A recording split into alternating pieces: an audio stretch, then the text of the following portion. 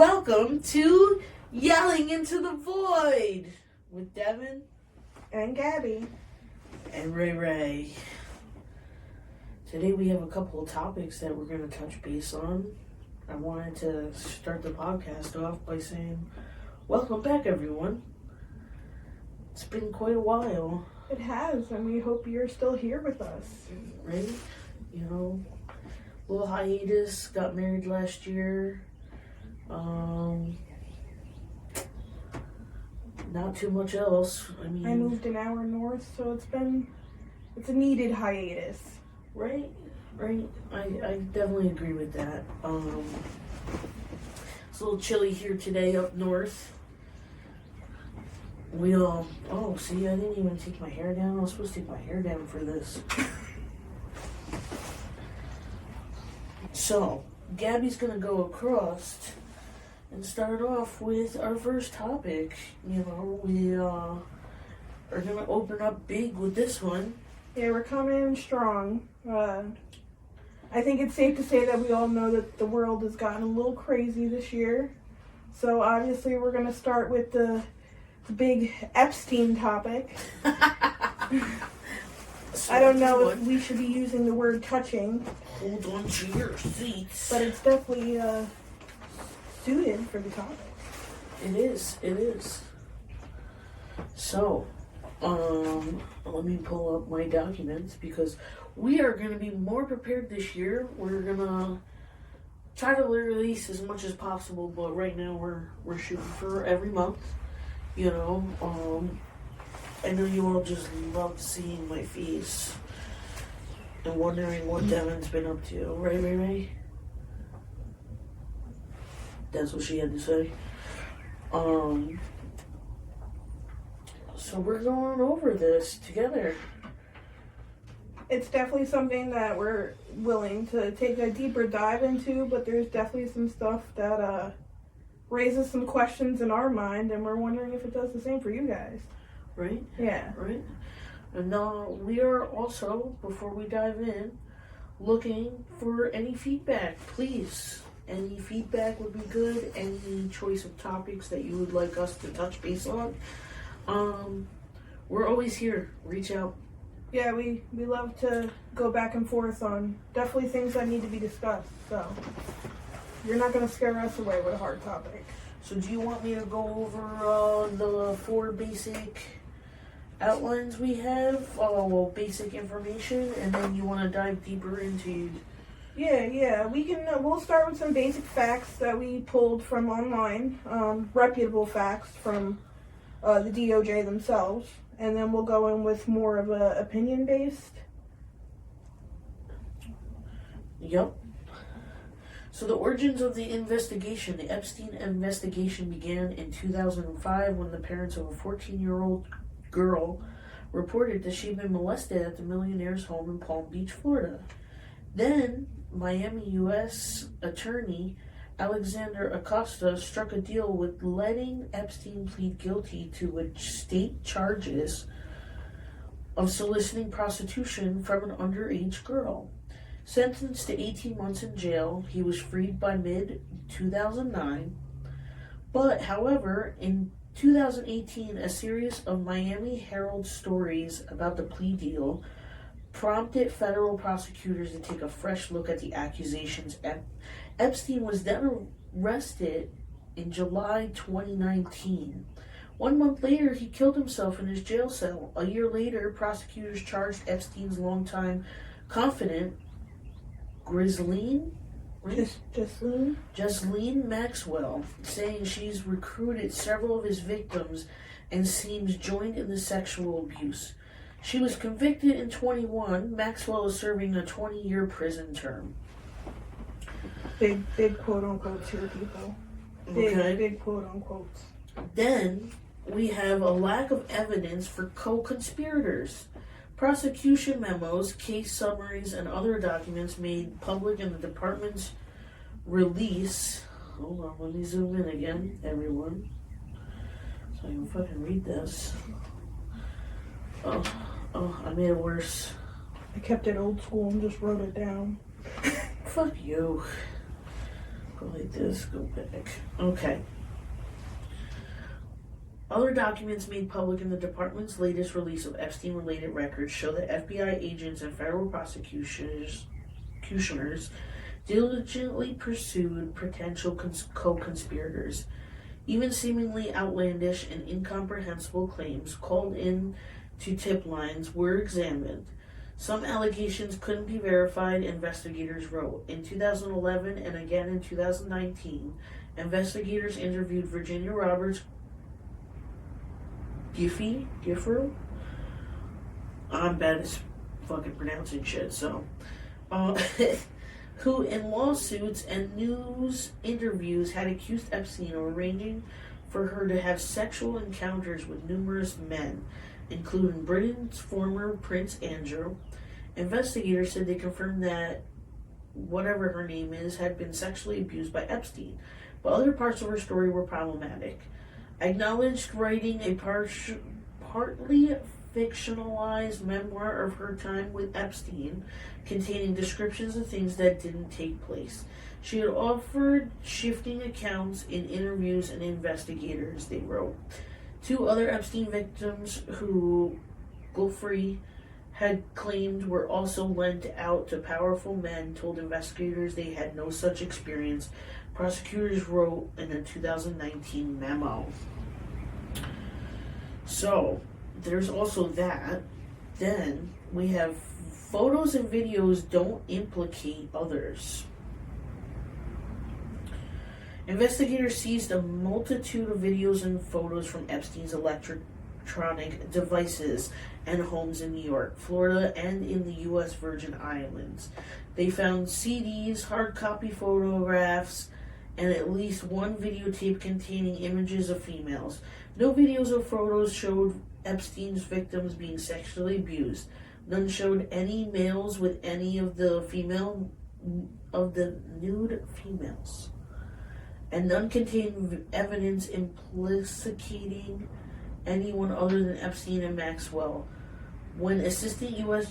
Attorney Maureen Comey wrote in an email to the FBI officials last year, they had existed.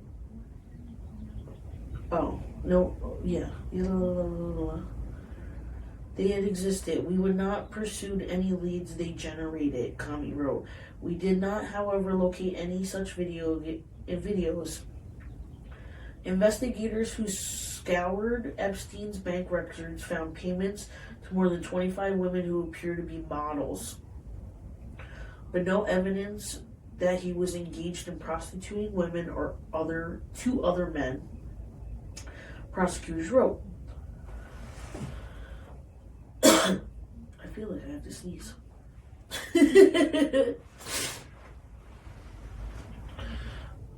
Prosecutors weighed the possibility of charging some of Epstein's closest associates, including an assistant and business clients, but ultimately decided against it because of the lack of evidence. I just want to point out one thing here. This man would have not gotten away for as long as he have by being a stupid criminal. That and the fact that most of his clientele are millionaires and high socialites. So, I mean, don't they have the assets and the tools to get away with things like that to begin with? That brought a tear to my eye. Some real emotional shit. It is. And then lastly, we have no client list has been found. The Attorney General, what is going on here?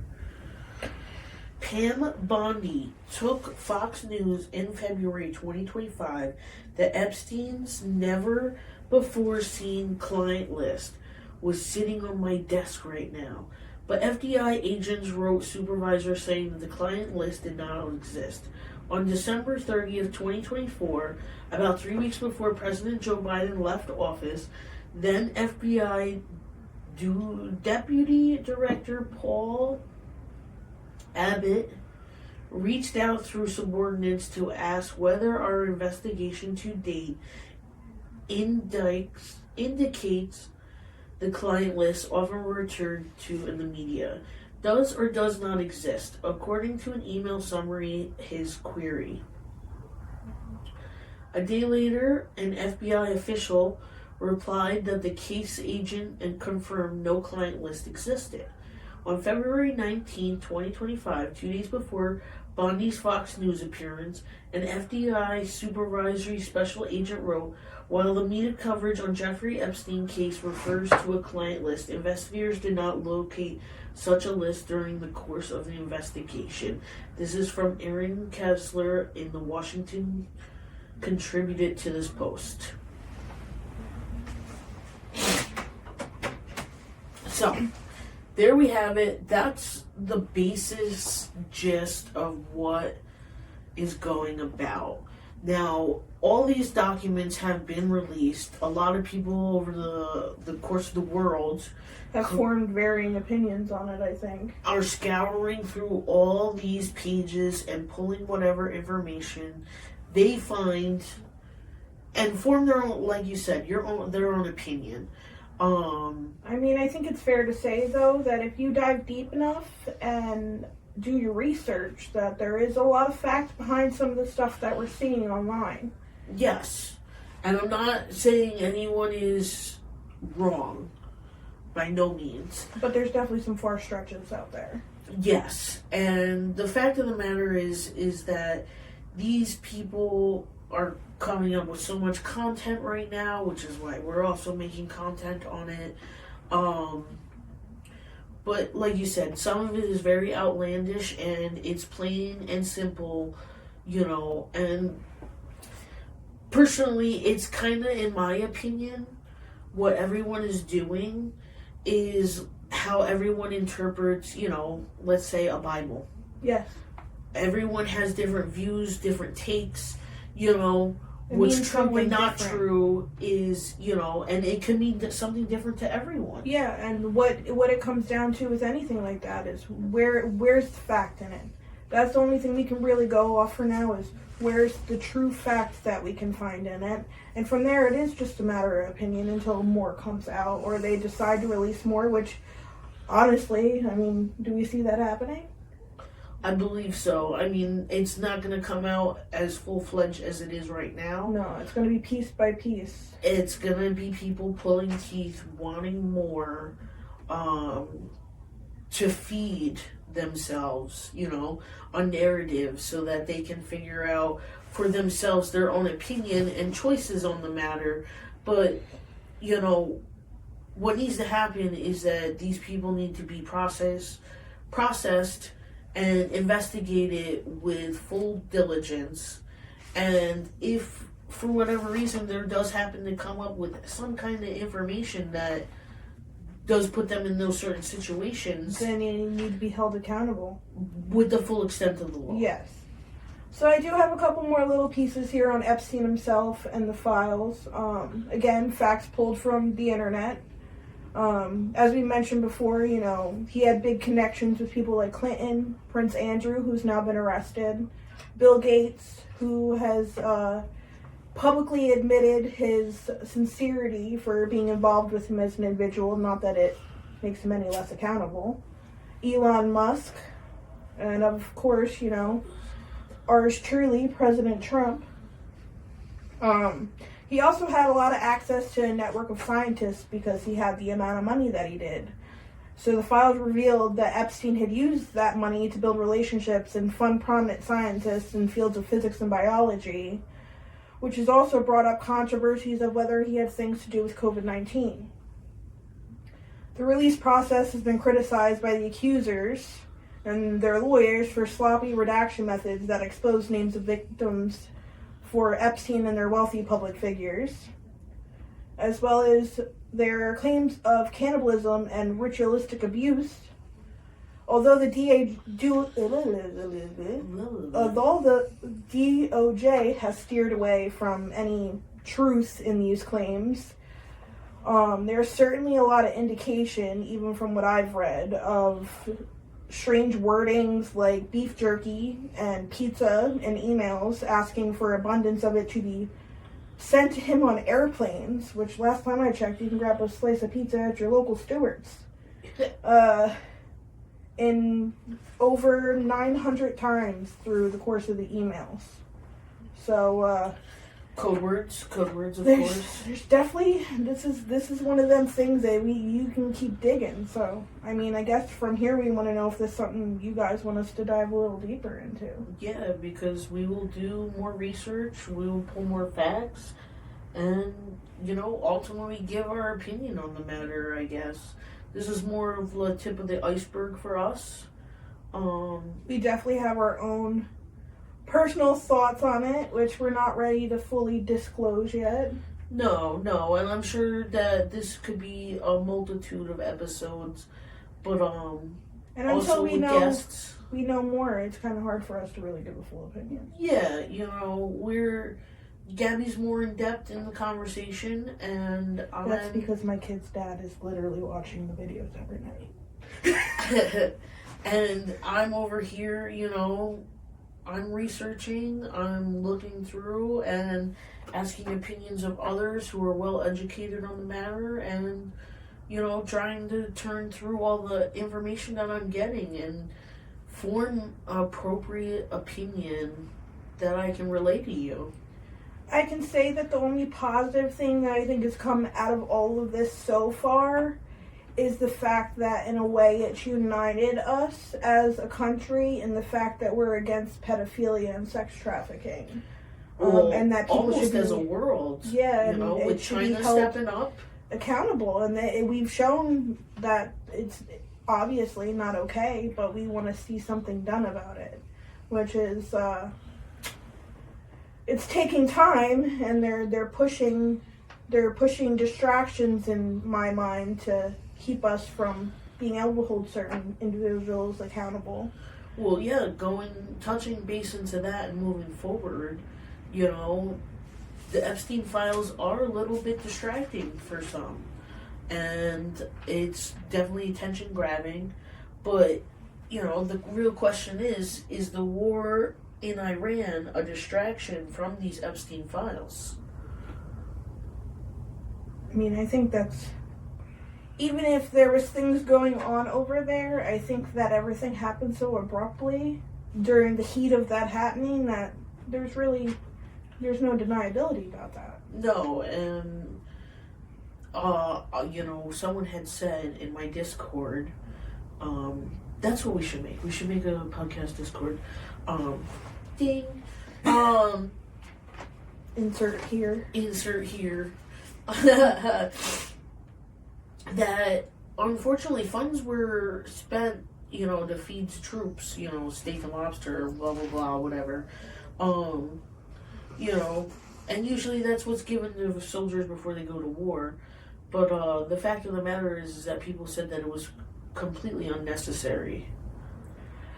Absolutely unnecessary. Besides the fact that, he's pulled people into this war that don't stand behind what he's doing.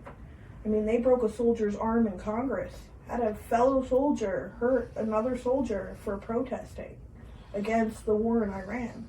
Yeah. Besides all the lies that he's told us already around it. I mean, this has been one of the quickest escalating wars we've had in my lifetime.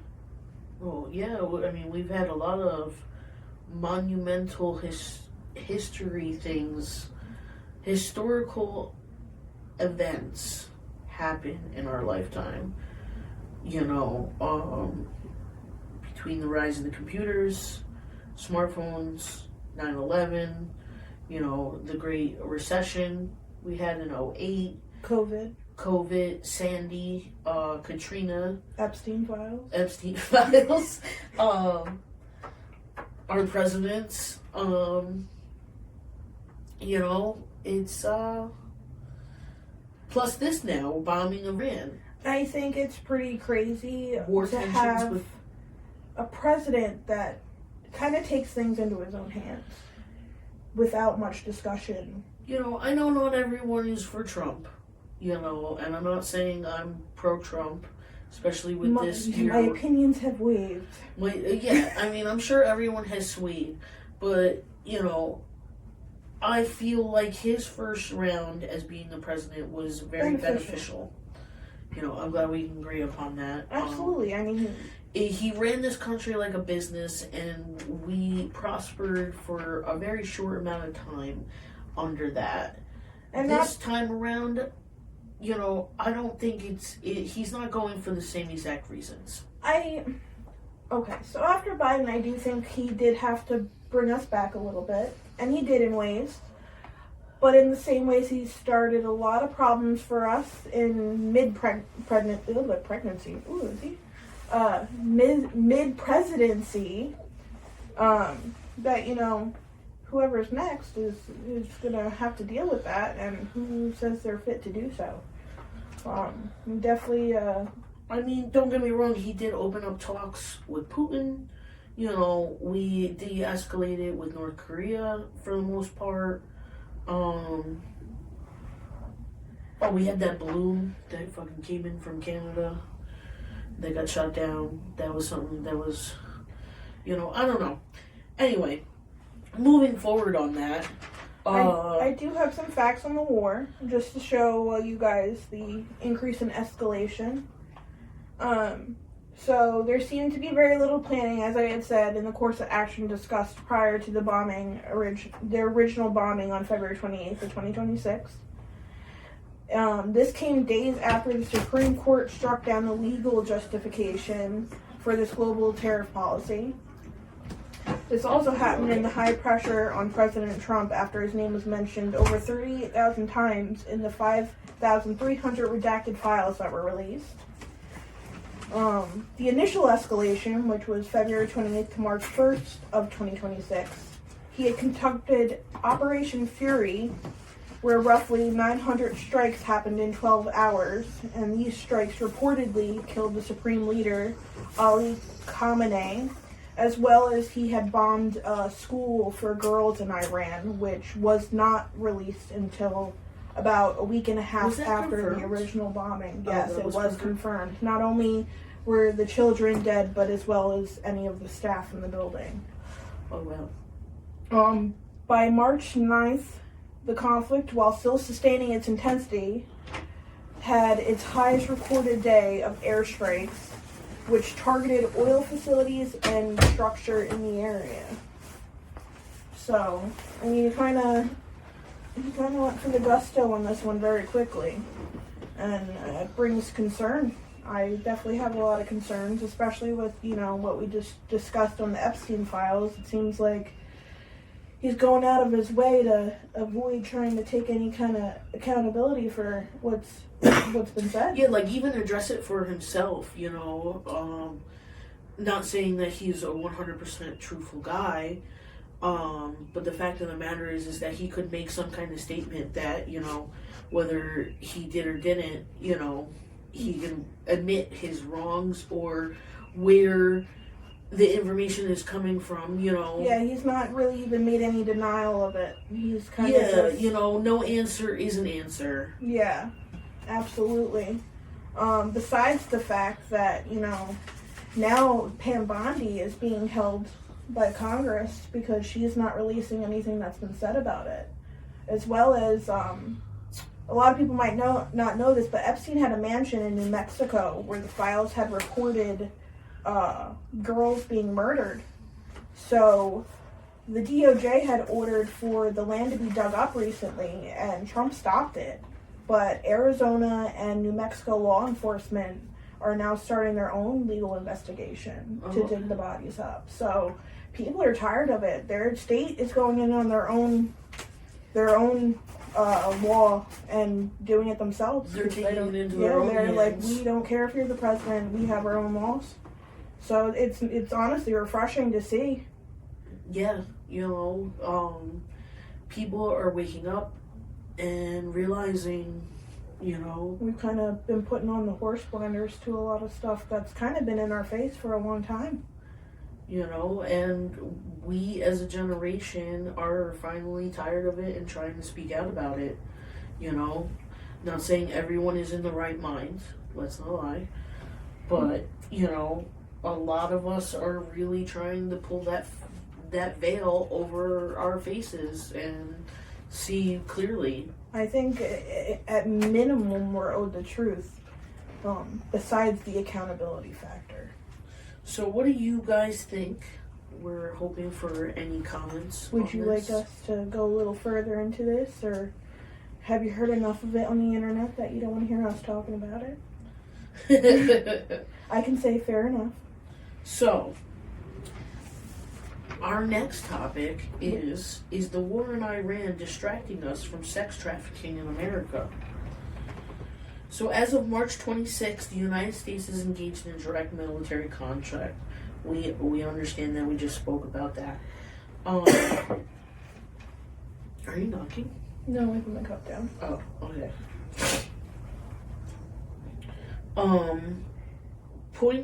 Key points on distraction and focus.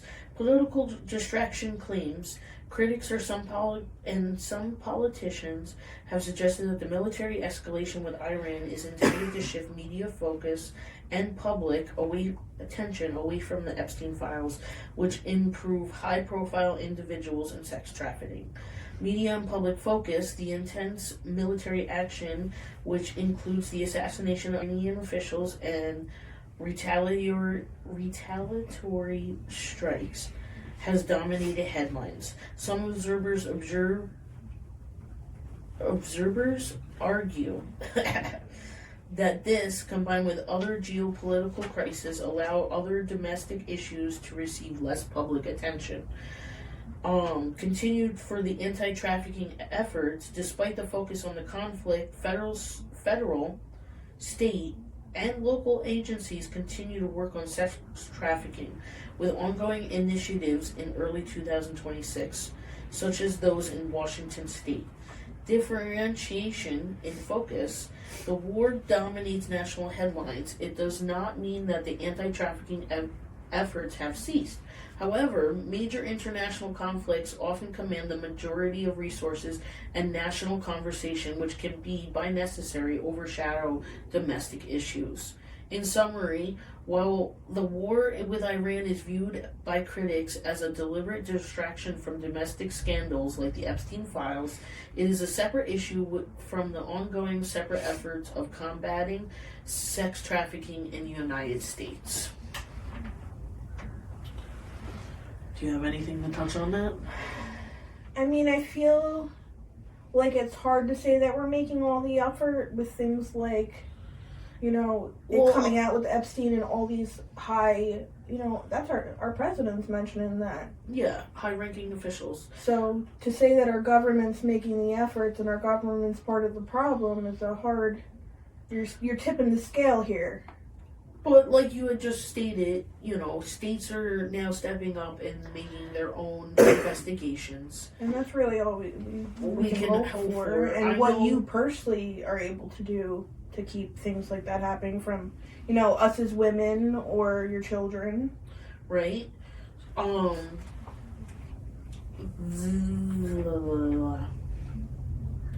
was going to change subject. We'll move on to the next one, but I feel that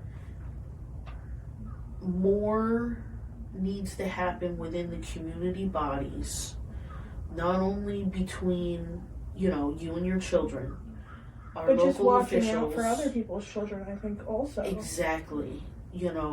Back in the day, yes, it was always like, growing up in your generation, Mom, it was like, oh, watch out for the guy in the van. You know what I mean? And it's usually not the guy in the van. And it's usually your uncle. Uh-huh. Yeah. And, it's as a community, danger. we can't nitpick on everyone about everything. Oh, my neighbor's doing this, they're doing that. Or, oh my God, they're having a hard time being thrown out in the street.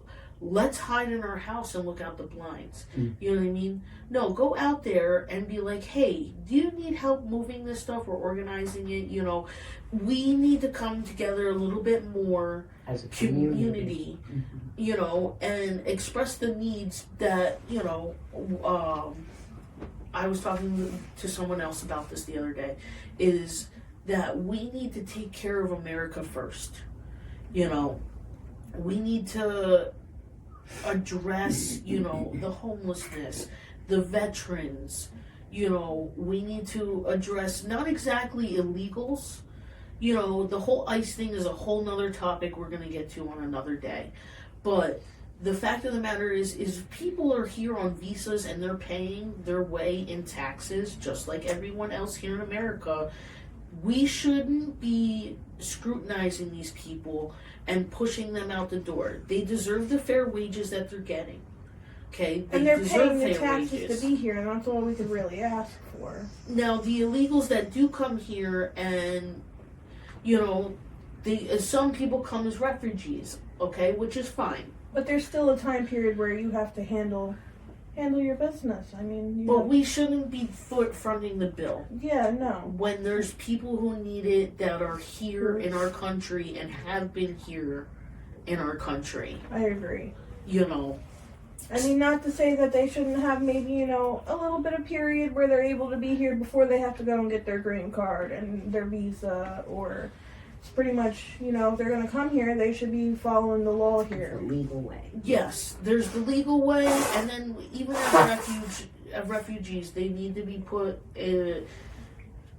not exactly in a program, but they need to be put into a system where, you know, over time you eventually apply for your green card. You know, now you're working, then you apply to be a citizen after X, Y, and Z. But I think you know also that a regulation in this should also be, you know, you cannot commit crimes in this time period. Yeah. You have to pay your taxes. You should pay into our medical system. That's Mom. That's Mom. You'll see a lot of her. So, sit down. No one wants to see your butt. Thank you. High five. Okay, speed. A little Ray time. Oh, okay, sit pretty. Sit pretty. Sit pretty. Sit pretty. Sit pretty. Whisper. Whisper. Whisper. Whisper. Okay. Getting back on track here. So, with that, we want to talk about protecting your children. Or did you have something else to go on? No, that's kind of what we were flowing right into, I think. Yep. Okay, I'm just making sure I didn't miss anything. We not only do we guys tell you the problem, but we're going to tell you the tools. Exactly. We're going to touch base on protecting your children. Do you want to start, or do you want me to give an overview? I can definitely get it started. Right. So I think a couple key points with any child is, like Devin had said before, we definitely, in our generation, have entered a very digital world, and with that comes a lot of situational awareness with that, and monitoring your kids' digital access, I think, is very important. You know, parents will have wavering opinions on that, and I do think you need to trust your kids, but I think knowing what they're doing online is important because, you know, they could think they're talking to a 13-year-old boy across the country and going to meet him at the library. And we think very often as adults online, that 13-year-old boy online turns into a 48-year-old man. Can I touch base on something real quick? Yeah. It has nothing, it kind of does, but not really. You know, I understand the need for, you know, people to have phones, right? We're all people. Yeah.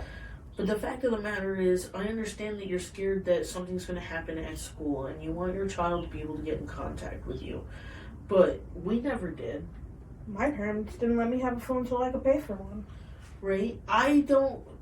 These kids who are 7, 8, 9 years old getting cell phones, I don't believe is right. I think you're giving a child an adult tool. Which in hand also gives them an adult complex. You're teaching them things that their innocent minds shouldn't know yet. I didn't get my first cell phone until I was 13, and that's because my parents couldn't reach me, and they couldn't find me when I stayed at a friend's house, because we were supposed to get picked up by a friend's dad, who never did, and we ended up walking to another friend's house and staying the night there because it was like so early in the morning. Her mom, another friend, her mom, was like, "You're not going anywhere," and I was like, "I have to go home. I don't care how late it is. I'm expected to be home." Well, you know, 5:30 came around in the morning and my mom was knocking on the front door, where's my daughter? Yeah. You know what I mean? And it was like, look, they would have came and picked me up if they knew that I wasn't going to have a ride.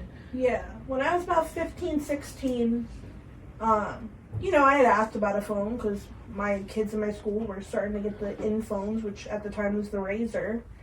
And my mom and dad I wouldn't say they weren't against it, but my dad had given me an old beeper phone with minutes on it. And when I say minutes, it was like enough minutes for me to call them, and that was it. Mm-hmm. And it was because I was out, doing things I shouldn't have been doing, but they didn't know that. I was just out and about in town with other kids, and they wanted me to have a way of contacting someone should something happen. Exactly. I personally, in this world, don't really let my kids go out without my supervision just because I don't know what other parents allow anymore. Mm-hmm. So, if they're going to go do an activity, other than my teenage daughter for the most part, I'm going too. I'm part of the activity. Yeah. I do let them have tablets, which I do very, very heavily watch them on and monitor the amount of time they're on them. Not only that, they are children's tablets. Yeah. They are not full-fledged tablets. They're not scrolling on an iPad. Yup, they're specifically made for children to have children activities on. They can't download anything without me getting notified. Her notifications, it notifies her. And also I like the fact that I could monitor how much time they're using on there for nonsense, like just mindless crap. Like I can get them on there and they have to do something that they think is fun, but they're actually, benefiting from it. Yeah. Another thing, which, I don't think this is going to go hand in hand with one of those unsolicited advice things, actively supervising your kids. I cannot tell you how many times I've been to the playground on a nice summer day and there's some woman off in the parking lot talking on her phone, smoking cigarettes, and she's got 5-6 kids running around the playground wreaking havoc for all the other parents and kids, and she is none the wisest. I mean, in today's world, it takes about 2 minutes for someone to snatch your kid and leave. So I think it's important that if you're going to go and take all your kids to the playground, turn your fucking phone off. Sit down and watch what your kids are doing. Have a diligent eye out for the beings that are in your possession. Yeah, or don't have them. That too. Strongly believe in birth control and, I have quite a bit of children, and it's work. So if you don't want to put the work in, then don't have them. Building and make sure you have established trust with your kids is also very important, and it's also, as I know, a hard line to, it's hard to be the disciplinarian, but also give your kids, that trust to come to you. Yeah, the trust to come to you, to have your kids be able to come to you for anything or whatever. You have to leave that line of communication open with them, but also and you have to listen. Yeah. That's the big thing, is that some parents don't listen to the children. They're heard, but they don't take into the fact that is another person. They are creating their own emotions, their feelings. I'm not saying fucking helicopter them or, baby them to a certain degree, but the fact is that you have to give them the space to grow comfortably, safely, and be able to communicate and that. And come to you for the hard things. And it might not always be something you like to hear, but they have to be able to feel comfortable enough to come to you without feeling like they're going to get attacked. And it's okay to admit that you, as an adult, are at fault. Absolutely. I think it's important that you apologize to your kids if you did something wrong or made a mistake. Because, you're human and they need to know that that's... when I put, your kids in line, hey, you guys need to clean up and this, that, and the third. If I raise my voice if I'm having a rough day, I go back and I apologize to them. Yeah, and they're not even my kids. And I apologize to them. I go, hey, and I sit down with all of them or individually and I tell them, hey, I'm having a rough day. I didn't mean to get loud with you, but I appreciate the effort and you listening to me. If you have anything that you would like to tell me, or how you feel about it, I'm here to listen. You know what I mean? And Yeah. I do listen to your children, and I think that's why we have such a bond together. Yeah, absolutely. And like, there's been times where, you know, I got 3 younger kids, and one kid can dump a toy box, and 2 that didn't get picking it up. And one specific day, someone had dumped it, and I assumed another kid had dumped it, so I told them to pick it up. And you know, as kids do, they're pissing and moaning and grunting and upset about it. And my stepfather had come and told me, like, hey, this kid was not the one that made the mess. And I went in and I had to, you know, I finished helping clean up with the other kid that had made the mess and explained to them that it was wrong that they made the other person take the blame. But then I had to sit down and apologize to the kid that I had yelled at and say, sorry. You know, it wasn't you, and I blamed you, and I explained that, you know, you had these behaviors before, so that's why I had assumed it was you. And also told them that, you know, I yelled at you, but you should have also spoken up for yourself. You know, Yes. that's another important thing here, is teaching your kids to advocate for themselves. Exactly, because, you know, unfortunately, I had been, you know, one of those people who wasn't able to.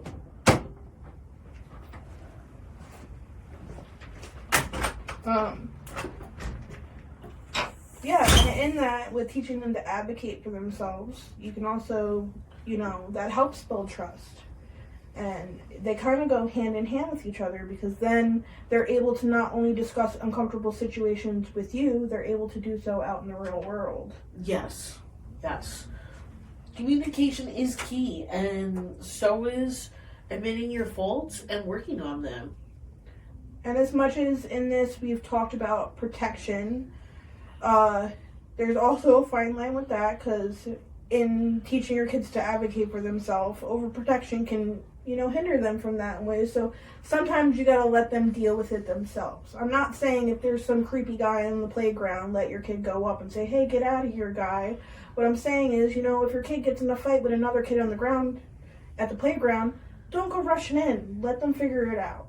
You know? Yeah. You don't always gotta jump in. They gotta learn a little bit themselves. Not only that, but, you know, they have to be able to express themselves in, you know, and realize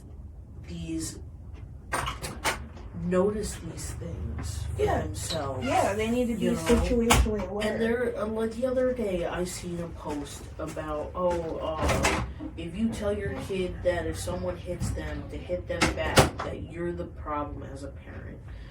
And the fact of the matter is that your child, no person in general, should be laying a hand on anyone, let alone getting into each other's faces. You know, we're not perfect. I'm not saying anyone is. But the fact of the matter is that there is boundaries, and a lot of people, you know, like their personal space. But kids do not know how to regulate that. No, So, absolutely. I don't think if they lose control of their emotions and they feel a reason to reach out and they touch my child will know how to react. They will make sure if it's someone who needs help, of course they're going to stop and be like, hey, you know, that was not cool, but what's going on? You know what I mean? But if it is completely a despot, if you're a gamer, you know, if it was a despot, you know, that's not cool. You know what I mean? Like, I mean, I am care. one of them parents that tells my kids, you know, I don't want you starting fights, but if someone puts their hands on you, you have a right to hit them back, and so forth. I mean, they hit you again, you hit them again. Yeah, because I never tell my children to attack. No. You know what I mean? It's always, you know, use your Situational words. awareness. I mean, don't give me. I do tell my kids if an adult approaches them and tries to grab them, scream, bite, kick. That's a different situation. That's why I said situational awareness. I'm not telling them to go punch a 6-year-old in the face because they played with something they wanted to on the playground. And so teaching kids situational awareness and giving them the tools to be able to deal with the world outside without you always having to helicopter them.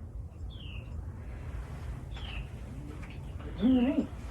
I think we could pretty I much think we covered pretty that. much stomped this one down. We did. Let me look. What is our next topic? Moving along. Moving along. Oh, okay. So going on, we talking about all these Epstein and the war, the protecting of children, the sex trafficking. We wanted to touch base on some survival. We wanted to talk about homesteading, and we're also going to talk about food and agricultural and wrap this up for today. We have 15 minutes. I think we'll be fine. So going on to survival, right? There's we're just trying to, everyone should have a list of everyday items and things that people should have for an emergency on hand. Is your bug out bag ready? That's what we're asking. If shit hits the fan, are you ready? And, it could be the shit hits the fan. It could be also, prices are going up. You know what I mean? We all need to survive somehow. Besides the fact of everything that's coming out with what's in our food to begin with, I think. Exactly. So, touching base on these next three topics, there's an essential emergency kit that should contain at least 3 to 2 weeks of supplies. 1 gallon of water per person daily, non-perishable foods, plus a manual can opener, flashlights, extra batteries, a battery-powered or hand crank radio, first aid kit, and medications. You should also include cash, chargers, sanitation items, and crucial documents. Core emergency supplies are water, food, lights, and communication. Medical, like first aid kits, and at least 7-day supply of prescriptions, tools and safety, a Leatherman, a multi-purpose tool. Love them, always the best. To turn off utilities, a whistle for help, duct tape, hygiene, and protection like dust masks, plastic sheeting, your important documents in waterproof containers, and keeping small bills on you. I know everyone today is like, cash is king. We live in a credit card, debit card, digital money world. But also having something to fall back on that is physical is also a really good key to have. And then there's also specific needs for like children, like formula, diapers. Excuse me. My coffee didn't hit me right. And then, you got to think about personal things like hearing aids, eyeglasses if you have extras, shelter and comfort, sleeping bags and blankets, clothing, rain gear, sturdy shoes, and warm clothes. And then cooking. You want to make sure that you have like a camping cookware set. And I'm not saying anything extravagant. Very bare minimum basics. Like a 2-3 pot. Big spoon, frying pan. You know what I mean? Just something that, you can use over an open fire. Because let's not lie, a lot of people have these fucking coated pans and this, that, and the third. You need a basic old-fashioned aluminum pot. It don't even have to be pretty. Yeah. I mean, it could be dented up. It could be a little bit discolored, because you cooked over a fire with it. You could use cast iron. Of course, always a go-to. Canned items is great because if you don't have access to something like that, you can always throw that directly on a fire. Yes, but make sure you open it. And take the paper off. Yeah. I think another important thing that probably was not mentioned on there, and will be limited access, is maybe a couple containers of gasoline. Gasoline, I would also argue the gasoline. Maybe some tarp. Oh yeah, some we kind said of cover. tarps. We said tarps on our list. And of course, some form of protection for yourself. Should it be people, animals, a knife. A knife never has let me down. I mean, I've used one twice this morning. Yeah, always have a utility knife on hand. I have 3 on my body at all times.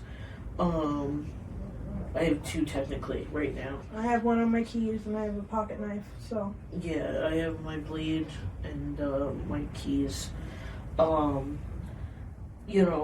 Not only that, but you should also have, I believe strongly in melee weapons. You know what I mean? Let's not lie, having ammo is great, you know. But eventually that'll run out. Eventually that runs out, and you have to make sure that you are prepared to be able to not only adequately use a melee weapon, but make sure that it's something adequate to yourself. Me and you are not going to wield a claymore. Yeah, we're not dragging swords around. No, but if I was to see a very nice dagger in the next year or so, I will get one. I mean, I have a deer knife that I'm very fond of. Yeah. It's comfortable in my hand. I think that's something important. People shouldn't just go out and be like, oh, that's nice, pretty. It's something you should be able to keep in your hand and hold. I have my own buck knife. You don't want something to be able to snatch out of your hand. So I think it's important to take notice of the handle size of a blade if you're going to use a melee weapon. Because if there's any exposed handle, that's something that someone can snatch out of your hand. You don't want a very long handle on your blade if you're going to be doing close contact with that weapon. Yeah, it's always going to be your last resort. You know, sometimes it might be your first resort.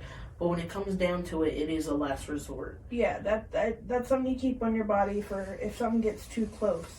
Guns and ammo, like I said, are a wonderful tool, but they can run out. Guns also, come across issues of rust and being stopped up. What do you do if your gun stops working? I mean, you gotta have What something. happens if we have no more fucking gun cleaning kits around? Yeah. What are you doing? Big what ifs. Oh, I seen this whole thing about how to make penicillin the other day. And you take the mold off of an orange and you put it in a cornmeal slop. And so like water and cornmeal? Yeah, like into a paste, right? And you let it ferment. Then you take it out and you sift it through as many screens as you possibly have on hand. And then from there, you gotta mix, I forget, it was like charcoal,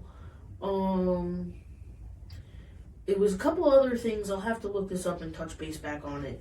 And you mix these ingredients together to nullify the penicillin in a sense, because it builds its own bacteria. It builds its own bacteria, but it makes it balanced. It makes the pH balance so that it becomes usable. Yeah, it was actually someone I follow online. I think her name's Ebby Moyer. You should check her out. She talks about usnea and how you can find it out, and that is actually antibiotic and antimicrobial that you can turn into medicine. And it grows on the trees. It looks almost like a white moss. It's very dry. She did mention not overusing it because it'll completely kill any good bacteria in your body, but it is a very useful medicine. Oh, okay. It can be used externally or internally as a tea. Do you have anything else to add to that? I did just, since we touched base on some natural penicillins with the survival, and we're going to slide into farm and ag over here, you people need to start researching your food. Not just the red dyes and this, that, and the No, third. like our chicken breasts in the store, it's crazy what they allow in our food system. So I actually, the other day, after me and Devin start, going over topics and what we kind of want to touch base on, big thing I've been seeing online, because gardening season coming and all that, is the food system and people who process their own meat. And into this, I found out that the FDA actually allows arsenic in our chicken. Mm-hmm. This is just one of the big things that blew my mind. So, again, this is another topic we could dive into on you guys. But documents created by the FDA and the Freedom of Information Act requests revealed that none of the antibiotic feed additives would be approved for livestock use if submitted today. Reckless use of the antibiotics. 18 of the 30 reviewed feed additives were deemed to pose a high risk and expose humans to antibiotic-resistant bacteria. So basically what they're pumping into our meat is making it so that we get sick easier. Yeah, it's how you control the herd. Yeah, and it's how they control the use of our pharmaceutical industry. Exactly, because it's all about lining people's pockets. Not ours, theirs. That's the key point of this episode is they're lining their pockets. Yeah. That was all you had? Yeah, it just kind of went in tune with what we were talking about with the survival there. Oh, okay. So, touching base on that, we're gonna drop a recipe.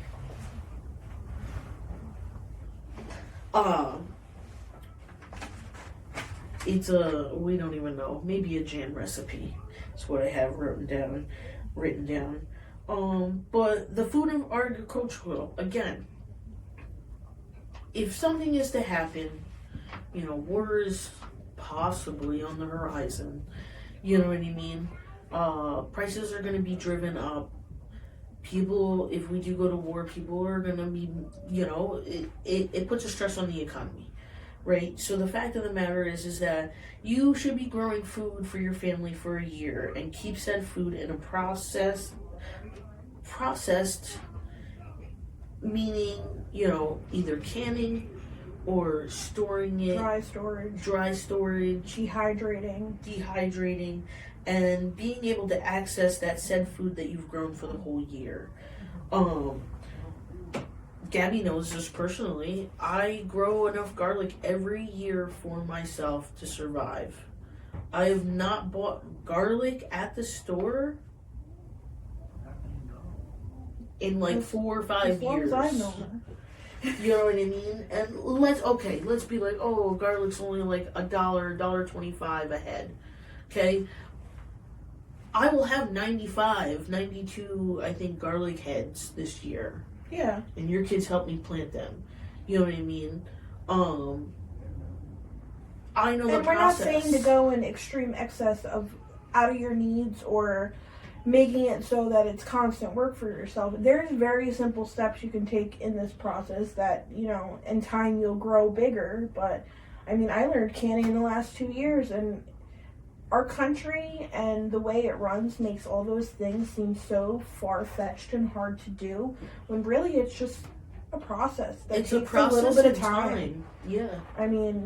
Really, it's a matter of, you're making chicken soup. Great. You already have it made. How long does it take to pressure can that soup so you can keep it on the shelf for a little while? Yeah, not only that, but, the process of drying garlic, I try to grow enough onions. Onions I can't seem to grow enough, We're some onion loving gals, though. We are. That's why I offset it with leeks. My parsnips, I had so many parsnips, I was giving them away to neighbors, friends, family. Sometimes you have to take a risk in growing different things, in my opinion, to see what you're good at. I'm looking to add grapes. Me and DJ discussed this. We're going to probably add grapes so I can make jam, which is why we're going to share this recipe. Because that's something that's shelf stable. Like my strawberry syrup. And things you're going to use, too, I personally probably wouldn't plant something like a turnip because I know that a lot of members of my household aren't going to eat something like that. But I might go ahead and put a couple potato towers out there because I'm half Irish. My mom could eat a potato every night. So that's something that, minimal work, and I would benefit from it. And something like that, you could store in dirt buckets in your garage as long as it's cold and cool, dark. Carrots are always good. They hold up very well. We did find this one gentleman. I'm going to have to pull up his website again. Because I sent it to you. Now it says it's going to snow. If I can believe it. This weather is crazy. It was 77 degrees outside yesterday. And it was hailing this morning. Here's my 8-month-old tomatoes. They're now 243 days old. And today I'm planting out my first tomatoes of 2025. As you can see, many of them have spoiled by now, but there's still a lot of perfectly good tomatoes here. Picking up where I left off. I can't look it up. But there is a gentleman, when I find it, I will add his website onto this. No, it's recording? The voice stopped for a second. This gentleman is now growing and breeding tomatoes that Heirloom, right? Heirloom. they're heirloom tomatoes that are shelf stable. He had, it's fucking February, March. His video was in February. He has tomatoes that are still fine, crisp, crunchy from August. Yeah, so definitely, you know, when looking at what you're going to start to put in the ground, do your research. I mean, don't go just buying bulk seeds at your dollar store, because they're not going to give you plants back next year. No, I strongly, I Invest in recommend, seeds. well, I recommend Young Seed, Jung Seed Company. Very reputable, have no issues with passing on knowledge to you. They're very diligent about giving me, you know, magazines, of course, order catalogs. And I have not had anything particularly fail from them. If anything, I've had nothing but success. Yeah, that's important. I mean, I know, unfortunately, you know, with the way that we've grown food in this country, you're not gonna be able to, you know, get seed from your tomato at the store and throw this in the ground and get something out of it. You do want to take a look at heirloom varieties of things, because, you know, you can take the seed from your pepper and grow them again next year, Yes. which is an important thing to consider. Yeah, is making sure that you have the ability to save seeds and store them properly. And not only that, but categorize them, you know, make a binder, you know, those card binders hold seeds.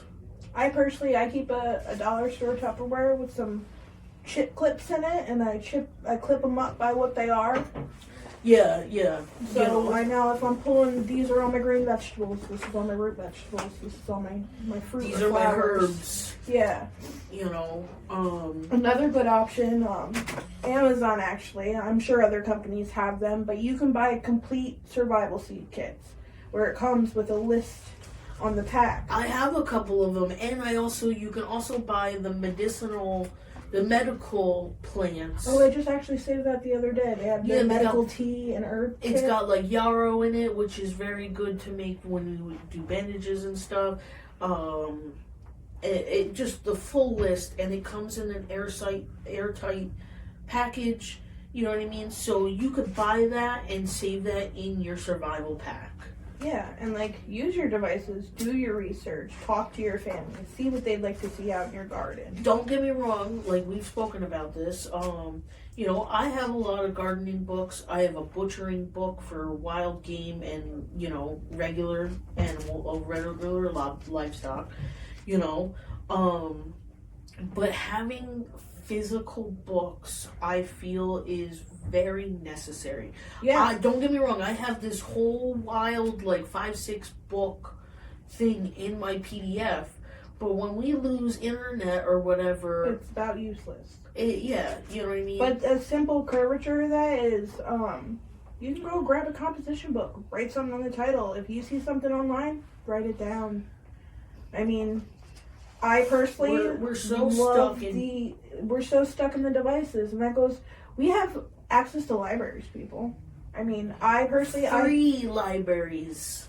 I'll go and I'll grab a cookbook, and it might be something specific. Right now, I have one on spices and one on bread, and I'm gonna go and make copies of the pages that I want to keep. And you're not forbidden from doing that. And then you have a hard copy of it to keep with the rest of your paperwork.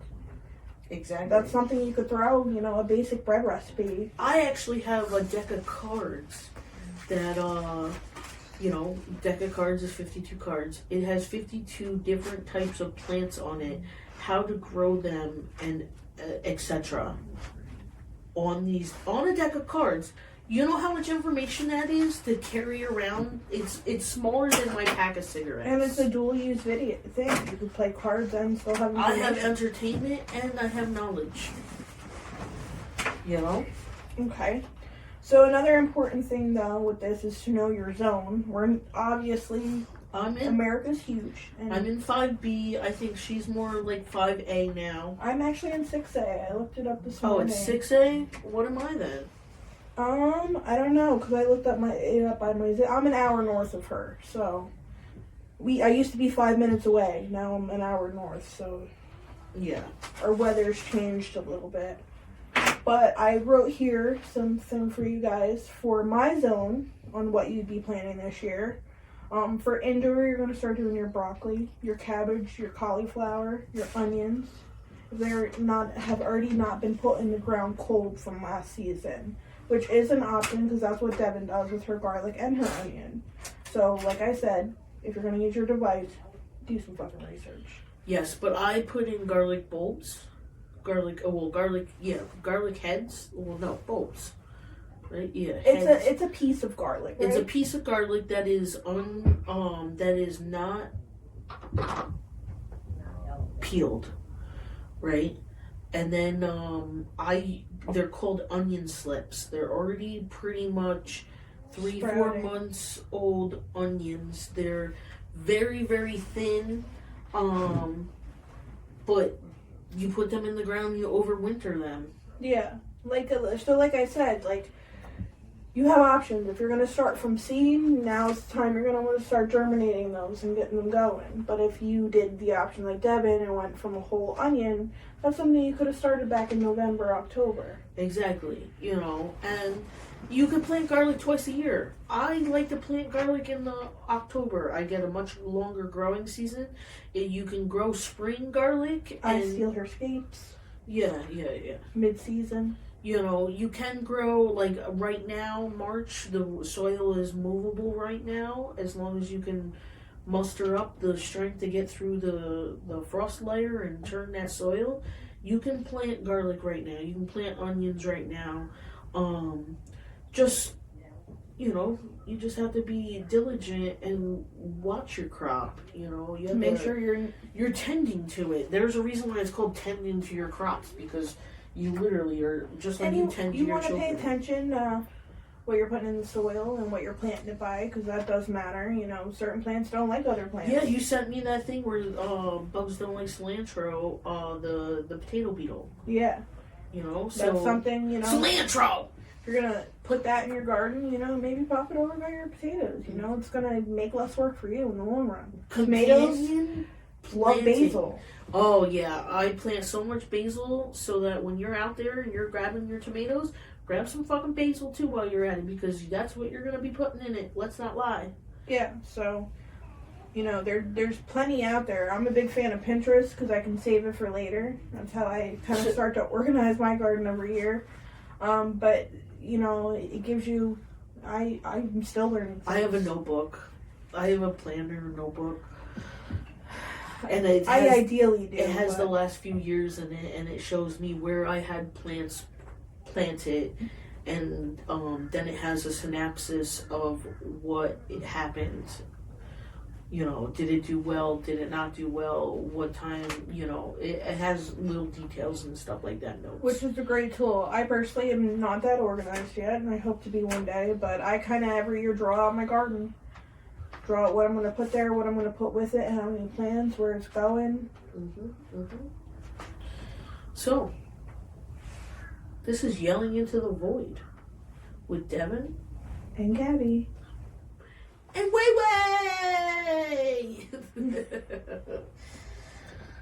Please, if you have anything that you'd like to have us touch base on, any comments to anything that we've spoken on, any opinions, any future topics, we're here for it. And below we will have some links for you guys on some of the topics we discussed. Exactly. Until next time. We're looking forward to seeing you next time. Bye.